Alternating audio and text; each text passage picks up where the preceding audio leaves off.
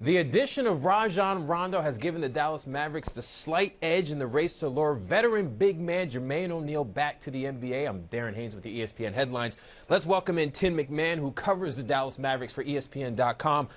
Tim, how realistic is it for the Dallas Mavericks to land Jermaine O'Neal in what will be his 19th season? I mean, it's extremely realistic, and there's several reasons for that. Certainly the Rondo trade helps that cause. It gives the Mavericks a better chance of being a contender, makes them more attractive, and O'Neal does have history with Rondo, playing 2 seasons with him in Boston, but the Mavericks had a very good chance even before the Rondo deal. Jermaine O'Neal lives in a Dallas suburb with his wife and 2 kids, so, certainly he would be able to spend much more time with his family than if he went to join another contender, and he has great history with Rick Carlisle, the Mavericks coach. Carlisle was the coach in Indiana for 4 seasons when O'Neal was an all-star, and actually was an assistant coach in Portland when O'Neal broke into the league way back when as an 18-year-old rookie. Now, you mentioned Rajon Rondo and Jermaine O'Neal both playing with each other in Boston. Do you think Rondo will play a role in trying to get Jermaine to come to Dallas? I'm sure that if asked, he would be willing. I don't know if that's necessary. The Mavericks have been in conversations with O'Neal.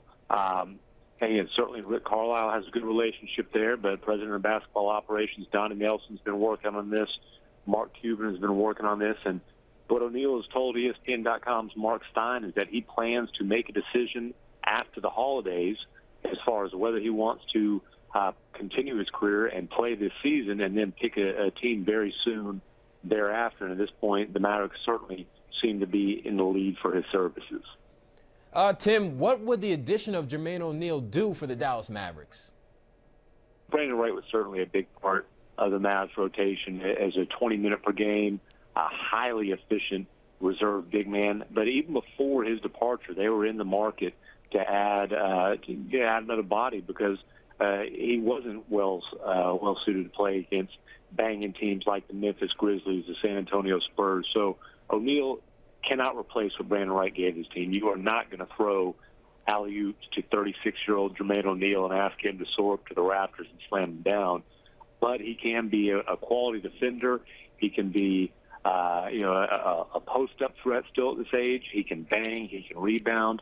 And he can help them keep Tyson Chandler's minutes down and try to make sure that their starting big man is as fresh as possible once they do make the playoffs.